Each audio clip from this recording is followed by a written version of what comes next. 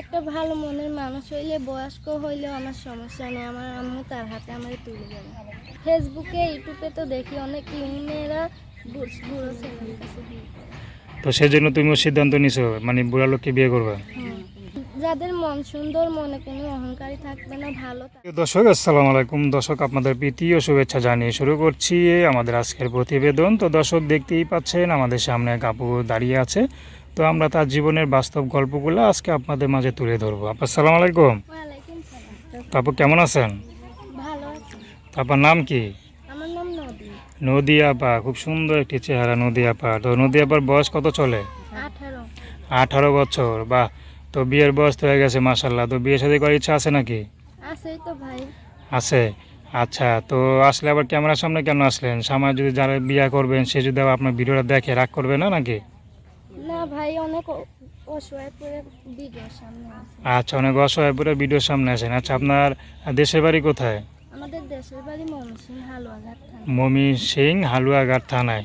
তো বর্তমানে কি ওখানে থাকেন নাকি অন্য কোথাও থাকেন? এখন ভাড়া থাকি ধারার বাজার, ধামরাই? ঢাকা ভাড়া থাকি। ঢাকায় ভাড়া থাকেন। আচ্ছা, তো ওই যে দেশের বাড়ি রেখা ঢাকায় কেন ভাড়া থাকেন বলেন তো? দেশের বাড়ি কোনো কাজ নাই, এর জন্য ঢাকা এসে পড়ছি। আচ্ছা আচ্ছা, তো বাবা মা আছে তো নাকি নাই? হ্যাঁ, বাবা মা আছে, মাটা মানুষের বাড়ি কাজ করে। আচ্ছা, মাটা মানুষের বাসায় কাজ করে। তো এখন ওই যে আপনার বাবা নাই? বাবা আছে, মেন্টাল হয়ে গেছে, বাবা? টাকার জন্য চিকিৎসা করাতে পারি না। আচ্ছা, বাবা মেন্টাল, তো টাকার জন্য চিকিৎসা করতে পারতেছেন না। তো এখন এই যে আপনি কি করতেছেন? আমি স্কুলে লেখাপড়া করতাম, টাকার জন্য লেখাপড়া করতে পারি না। আব্বাটা মেন্টাল হয়ে গেছে, না স্যার আগে পড়তাম, 3 পর্যন্ত পড়ছি। তো আপনার ভাই বোন কয়জন? আমরা এক ভাই এক বোন। আচ্ছা, বড়ই আপনি না ভাই? আমি বড়। আপনি বড়। আচ্ছা, তো আপনি কি করতেছেন বর্তমানে?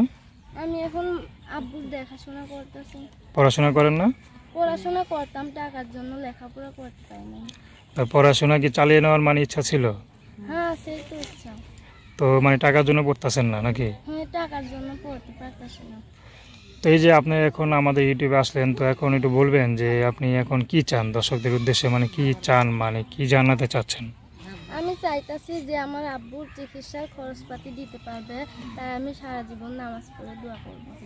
আচ্ছা, তো এই যে আপনি একটা সুন্দর একটা মেয়ে মানুষ, তো আপনি এখন সবসময় বাসায় থাকেন না আম্মুর সাথে সহযোগিতা করেন, কোনটা? আমি বাসায় থাকি, আমার আব্বুর দেখাশোনা করি। আচ্ছা, আর আপনার মা বাসায় বাড়িতে কাজ করে? হ্যাঁ, আমার আম্মু মানুষের বাসায় কাজ করে। তো আপনি দেখতে কত সুন্দর মাশাআল্লাহ। তো এই যে কোনো ছেলেকে আপনাকে বিয়ের প্রস্তাব দেয় নাই? অনেকেই তো দেশে ভাই, তো দিস আব্বুর টাকা পয়সা লাগে। আচ্ছা, তো অনেকে দিছে, তাহলে বিয়ে করে নাই কেন? বিয়ে করে না। গরিব বলে নাকি?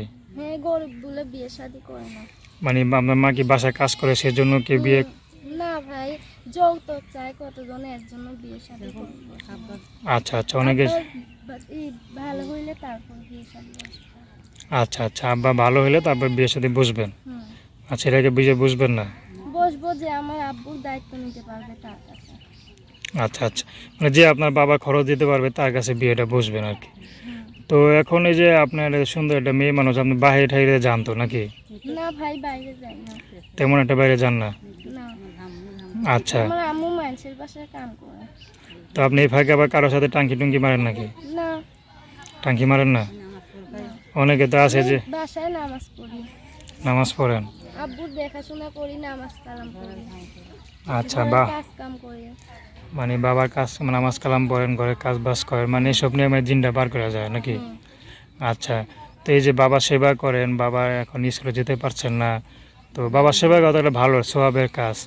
তো এই যে স্কুলে যে যেতে পারছেন না, তো এটা আপনার কাছে কেমন লাগে? খারাপ লাগে ভাই, আব্বুর দেখাশোনা করতে হয়, কোনো জায়গায় যাইতে পারি না, অনেক খারাপ লাগে। খারাপ লাগে? টাকার জন্য লেখাপড়াও করতে পারি না।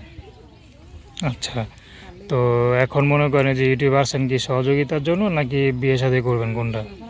এখন আমার আব্বুর যে দায়িত্ব নিতে পারবে তার কাছে আমি বিয়ে শাদী বসবো, সে বুড়ো হোক জান হোক, যে আমার আব্বুর দায়িত্ব নিতে পারবে আমি তার কাছে বিয়ে বসবো। তার কাছে বিয়ে বসবেন?